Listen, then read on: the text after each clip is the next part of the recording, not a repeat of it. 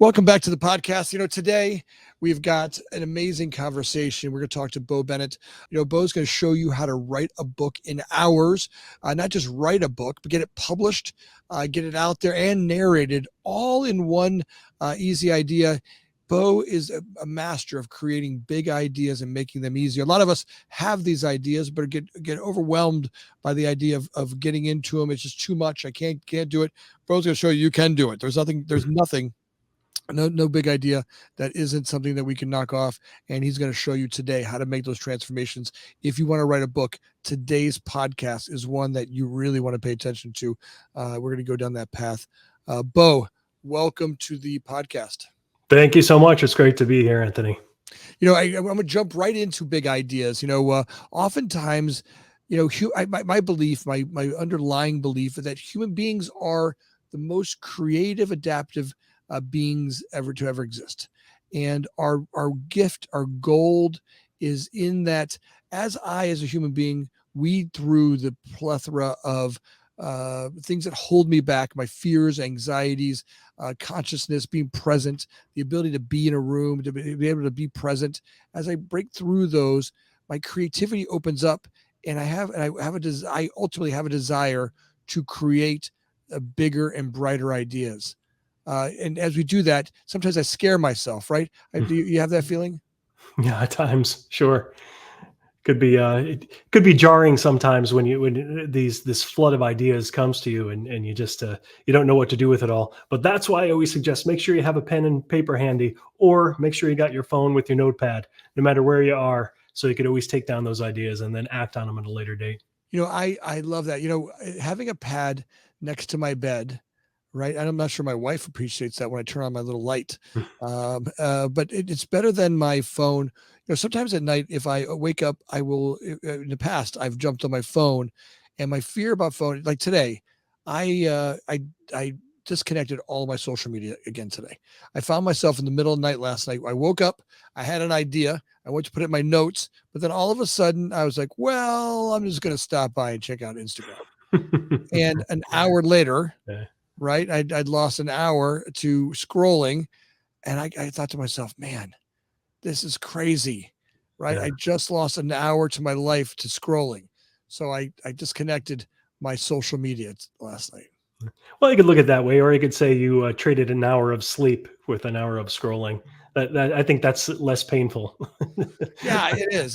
But you can see how social media has raced to the bottom of our brain stems, right? To that addictive behavior, that part of us that we don't even know that we're doing. It's unconscious behavior that our bottom of our brain stems kind of operates, right? Those systems that kind of run without our consciousness, right? And it's social media and that blue light and that system has really raced to that portion of my being.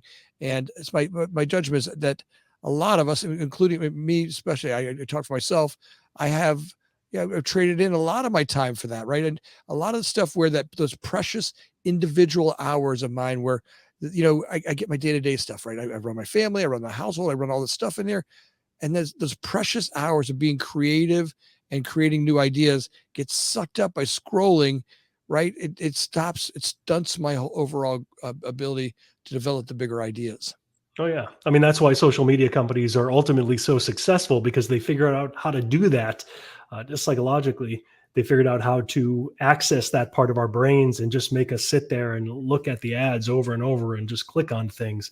And of course, all of the advertisers and the media companies, they figure out how to get us to click. And you won't be surprised to hear this, but it's not by posting true things. It's not by posting facts. That's not how they get us to click. So that's unfortunate, of course. But that's the way things are right now.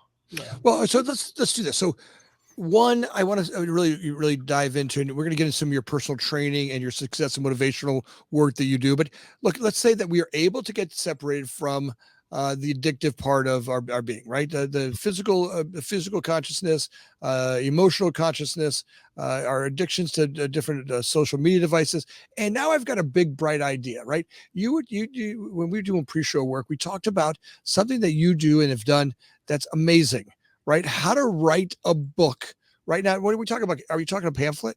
or a real No, a real book? no. This is a full like 2 to 3 hour book. If it were to be narrated, over 100 pages, 6 by 9, a full book, a full nonfiction book, just what you'd expect. Going to the bookstore and picking up your average nonfiction book. So a 100-page book now, and we're talking about being able to develop this in hours, not months, days, years, right? How many of you guys have had an idea? I'm going to write a book. I was talking to a buddy of mine last night. He's got a book that he's been in the making of it's almost 10 years. He's like, I've been writing this book, and he stops and he gets a thing. And just think about that.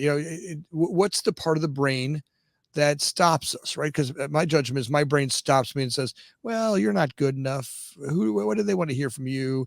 All of this delay in time and effort, is some sort of subconscious behavior that stems from somewhere in my childhood. I don't know. We won't get into that now, but years to write a book, and you're talking about being able to do this in hours. Right.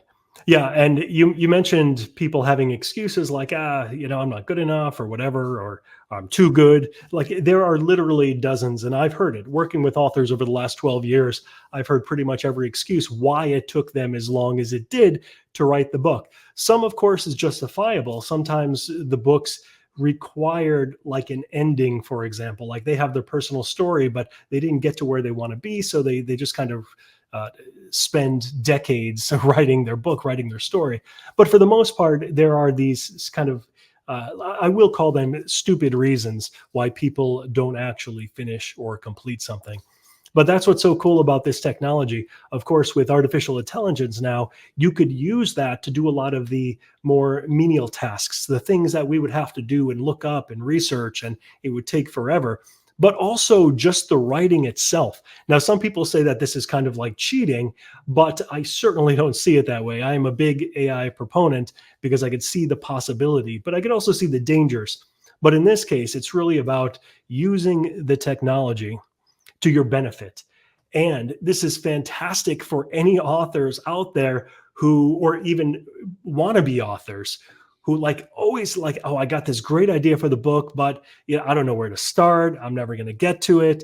I'm not good enough. Whatever the excuses may be. So many people. I swear, if you talk to anybody, and you or the listeners, you talk to anybody, almost everybody will say, or at least 2 out of 3 people will say, yeah, I've got this idea for a book, rolling around in my head, but they're not going to take action on it because it's kind of a large leap to write a book. That seems kind of like overwhelming. But it's like, what if you could do the whole thing, not just write it, but completely publish it in all available formats, ebook, print, and audiobook in a few hours? Then it's like, okay, wait, what are you talking about? How are we going to do this? And that's essentially what we do with bookbud.ai. You basically just come there with an idea. You answer some questions, you work with the artificial intelligence, you help the artificial intelligence, you steer it in the way that you want to write the book, like you give it ideas. But the best part about this is you could do as little as just come with, I want an idea about making money. That's it. Wow. That's it. Wow. Or you could take it the next step and you could come with a lot more ideas. Okay, I want an idea about making money, but I want it to be after the age of 50, and I want it to be like for minorities or something like that. I mean, you could get really specific, and then you could guide it, and then you could just follow the prompts. And next thing you know, you have your ebook, you have your print book, and you have your audiobook fully narrated either by a cloned voice of your own, if you like your own voice, or you can use one of dozens of other like professionally cloned voices to narrate for you. And there you go. It's that simple. It's crazy. Well, so look now. Look, I know I've got a couple books in me, right? I've been laughing with. In fact, my friend Tom and I, for years now, have been actually writing chapters for the book. Right, there are these funny stories I've taken out place throughout my life, and they're kind of these. I was obnoxious, right? I mean, most of my life I've lived a pretty amazingly outrageous life, and I've got these great stories, and we've kind of captured the topics. But what holds me back is I spell like a third grader. So then I make up this thing. I can't write. It's going to take forever. And I don't want to write it. But with stories, when I tell them to people, they just fall over laughing. And there are these amazing, fun stories to tell, right? And they're really engaging, and they're fun from a storyteller point of view. And but the holdback is that part of me that says, well, you smell like a third grader. You're not going to be able to do this. Who do you think you are? They're not going to want to listen to you. And I stop myself right in that spot. So now you're saying to me, Anthony, you don't even have to do it. So if we go to bookbud.ai. So again, folks, bookbud.ai. Let's all do that now. Let's like go to bookbud.ai now. And it's a really easy process to jump into. And let's go to, where do we start with BookBud AI? Well, the steps are anywhere between 10 steps and 20 steps outlined individually based on what formats you want. So for example, if you just want to do an ebook, then it doesn't even take an hour. I mean, it takes about an hour as opposed to 3 hours. When you do an audiobook, it takes a little bit longer because you have to listen to it. You have to proof it to make sure that it sounds great and is exactly what you want. So you create the book, you enter in the information, and then you basically press some buttons to have it create. You come back in an hour, you're going to get an email after an hour saying that your book is ready. And then you proof the book. And then if that looks good, you download the ebook files. And then we have a little tutorial basically on how you can upload those directly with Amazon and Ingram. So you can just get accounts there and upload them. Or if you don't even want to bother with that, we have a service through my other company, bookmarketing.pro, where we could do it for you. We could do the distribution for you. Also, I should probably add too that we have a ghostwriting service, because we've had people come to us and say, like, this is great. I mean, this looks easy, but I don't even have the time. I don't even have 3 hours to write a book. You do it for me. So they just tell us the idea. So for me is, look, this book that I want to write, right? It's all about obnoxious stories about, my life lived kind of outrageously and fun. They're funny stories, right? I mean, Right. they're these amazing stories that, when tales are told, they're really fun to read, or they'll be fun to read, and they'll be fun to talk about. But, I might not want to have it published in my name yet. I've got 5 children and I've got 9 companies, and I may not want to publish that under my name directly. So that Gotcha. I should just point out and stress that this system is for nonfiction books as opposed to fictional books, or in your case, it would be personal stories. Like, you can't tell artificial intelligence, write all of my personal stories, go. I mean, it doesn't work that way. If you have like a lot of personal stories, then what you can do is you can kind of make an outline, like or just bullet points of the story, and then you could have the AI write it. But that gets a little bit more challenging, because really what you're talking about, you've got these personal stories that probably would benefit most from your authentic voice in putting it together.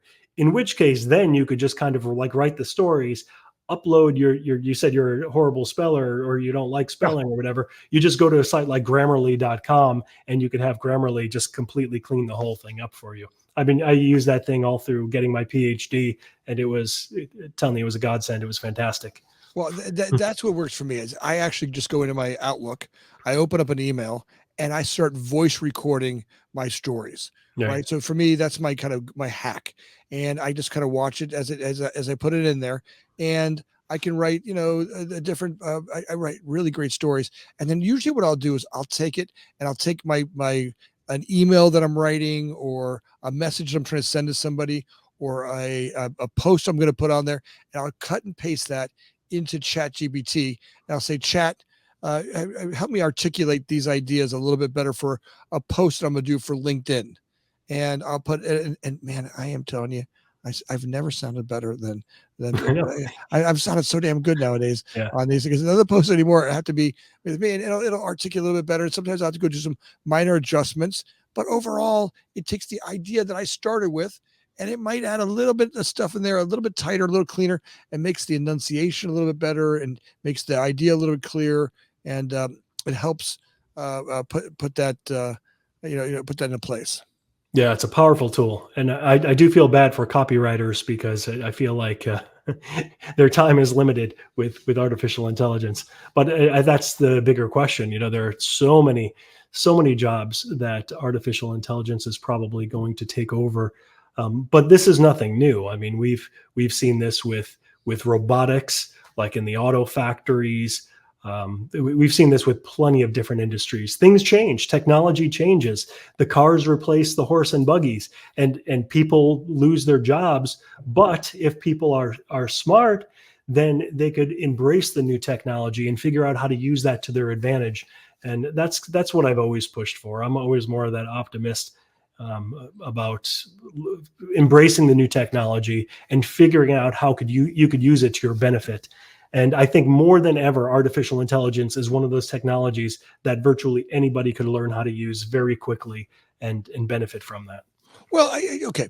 Look, with all growth, right? Our pendulum swings, right? For example, I love when people bitch about McDonald's. I think it's the funniest thing in the world, right? We all said we want to travel the highways. I want a hamburger in 2 minutes. I want it to cost $1.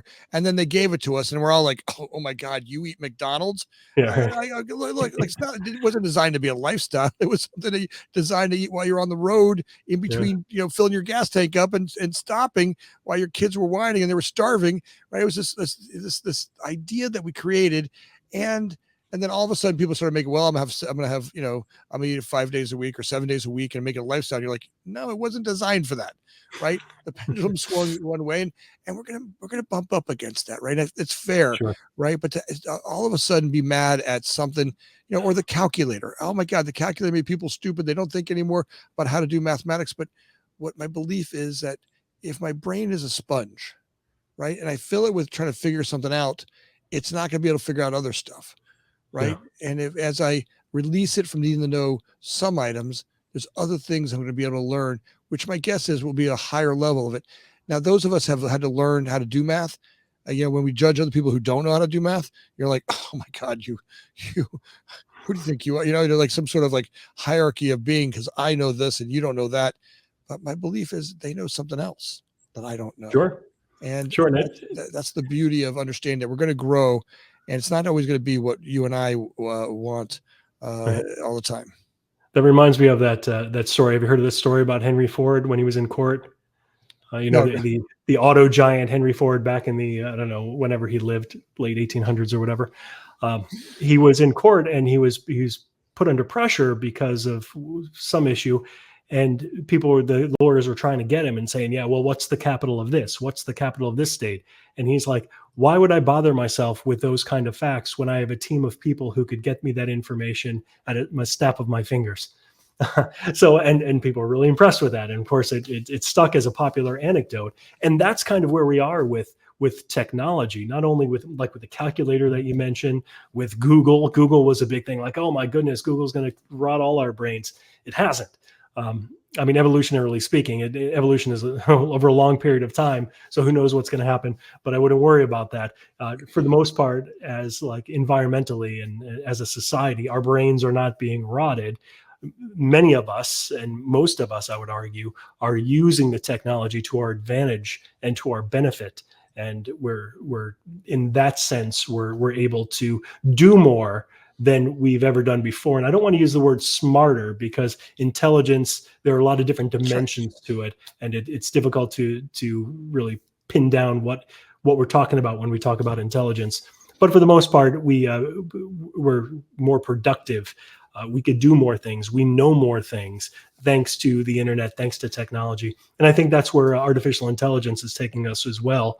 It's going to allow us, it's freeing up our time where we were kind of concerned with all these mundane things, like you were mentioning, like writing these posts, and I've done it too. I mean, I want to write a Facebook post. I'm sitting there for like an hour. I mean, I got the idea, but that's it's right. Like massaging the words and just getting it right. And even when I send it, it's not like the best thing. It's not like Pulitzer worthy. It's just, a stupid post. But now you could just feed in a couple ideas to AI, and within a fraction of a second, you could have an amazing post back, and you just freed up an hour of your life. Thank you, AI.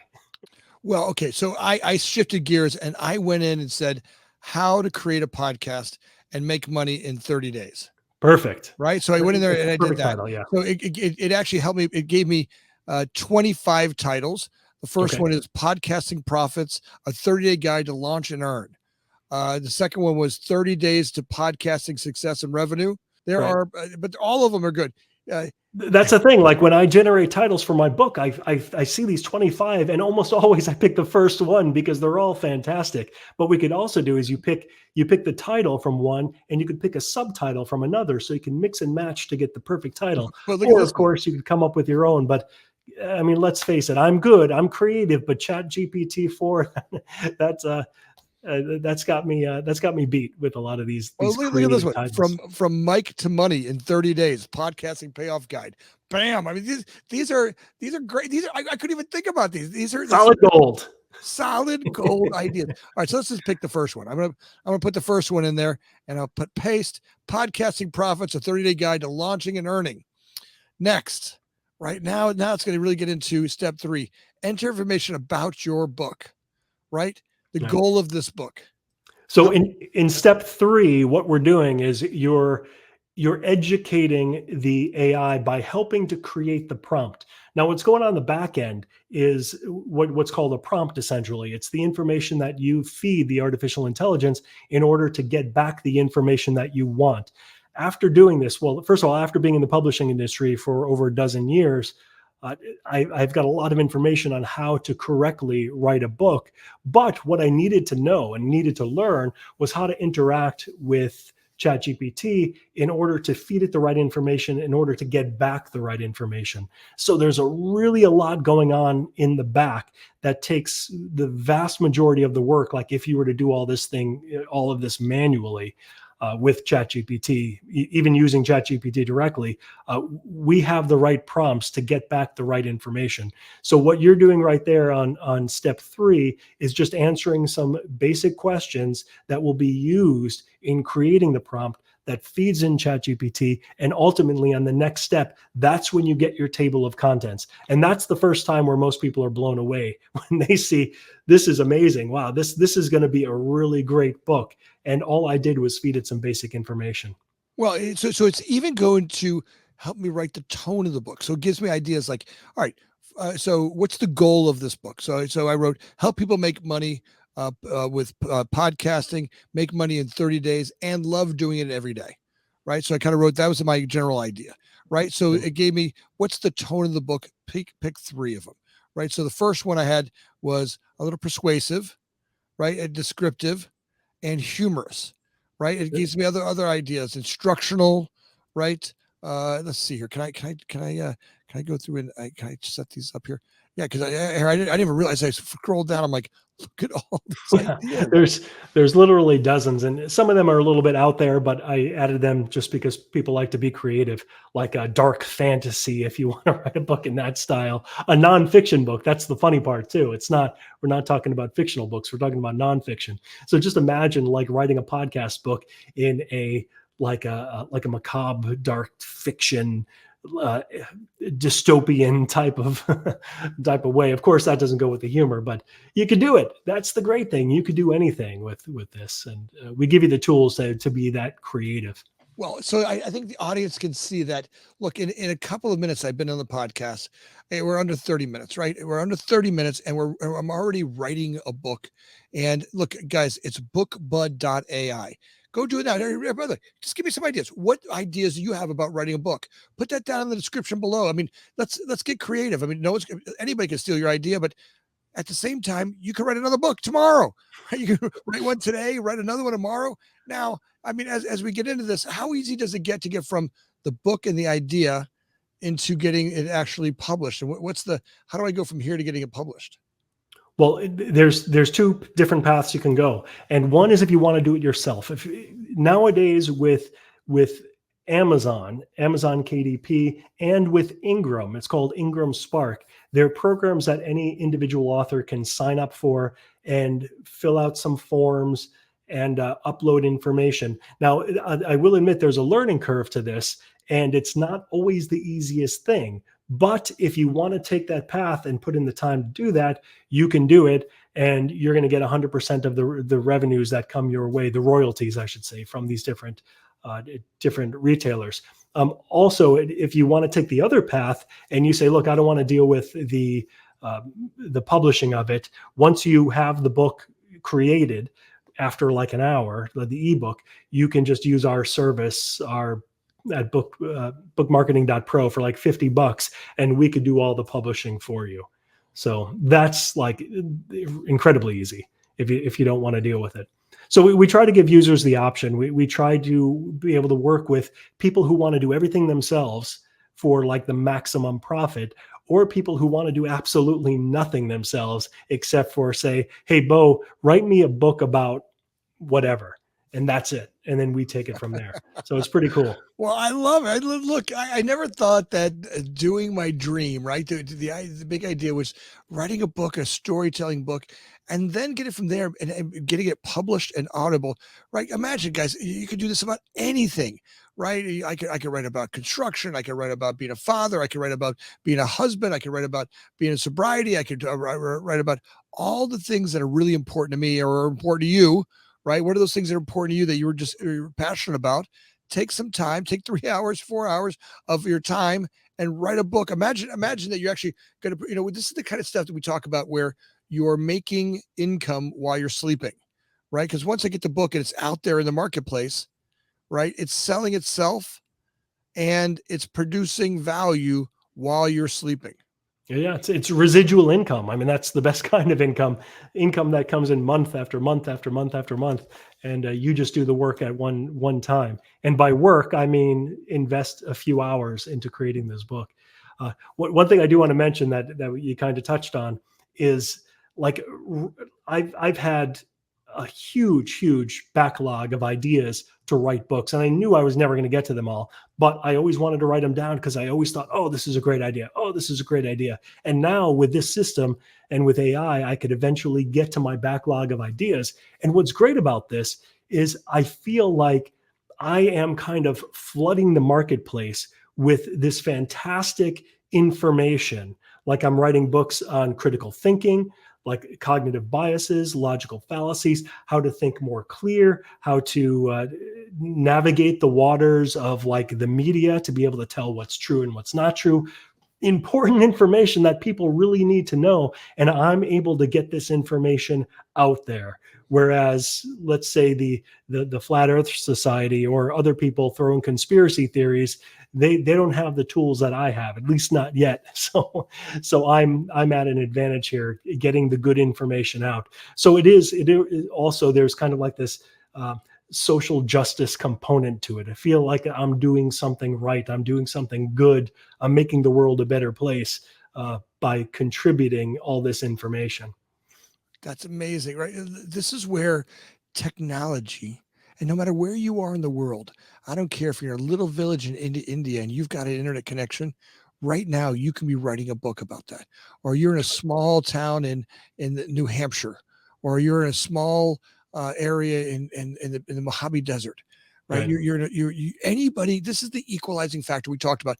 Technology is giving everybody that's on this podcast, everybody's listening, no matter where you are, you get the ability right now to take technology and transform your life, right? This is the equalizing factor we've all been looking for, right? And now it's time to go play. Like jump in. If you're not playing with this now, if you're not taking these type of ideas now, guys, it's a shame, right? This is your opportunity to go jump on it. And audience, I want you guys to tell me what you're doing, inspire others, where you're taking a big leap, where you're jumping into this as an idea and creating a book that's going to be amazing for you. Sure. Now, Anthony, your audience is probably wondering like how much all of this stuff costs, because of course there is a cost associated with it. And I'd probably blow everybody's mind to let them know that to create the ebook that we're talking about, like just to create an ebook, is $34. That's the maximum price you're going to pay. And if you create much more of it, then you're paying like $15. $35 $35 to write a book that potentially will change your life, right? I mean, and imagine doing this, here, let's just imagine you did this 10 times. Yep. You got $350. You got 10 books that are out on the marketplace, right? And it's not about just today's time. Now it's about always time, right? For the rest of your life, you've got these books that are out there on the marketplace that's bringing you mailbox money, right? Yep. I love checks that show up in my mailbox, right? And I didn't have to do anything for it, right? I love mailbox money, right? That's the key right there. Mailbox money. That's the key to expanding and organizing in a way that doesn't make you nuts. Right. All right. So I'm an author of 12 books prior to artificial intelligence. I mean, I've written countless more with the help of AI, but I did it the old fashioned way. I actually sat down. My first book I wrote was called Year to Success. That was back in 2004 after I sold my first company of significant value. So I put this 712 page book together, 740 page book together. And that took me 1 year. It took me 1 year to write, and I had to invest $30,000 in the book, like getting it printed, getting the cover, doing some initial um, launching of the book, getting a distributor. And this was a different time. This was like prior to the books on the internet really taking off. So that was quite a process. And I don't. Maybe I made my money back from that, considering how much time and financial investment I put in that. But as time progressed, I wrote other books, and probably like my most successful book is called Logically Fallacious. It's an academic book about logical fallacies, and a lot of courses and universities use that book as their textbook, or in critical thinking classes and philosophy classes. So that does extremely well.